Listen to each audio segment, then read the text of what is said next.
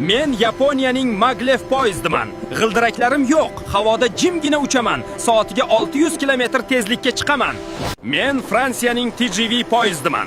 Oddiy temir yo'lda dunyo rekordini qanday o'rnatish kerakligini men ko'rsatib qo'yganman. Men Shanxay magleviman. Siz ko'chada tirbandlikda turganda, men yo'lovchilarni 400 tezlikda manziliga tez yetkazaman. Men Koreyaning Hemu poyezdiman. 430 km tezlikka chiqib, butun mamlakatni bir zumda aylanaman. Men Italiyaning qizil o'qiman.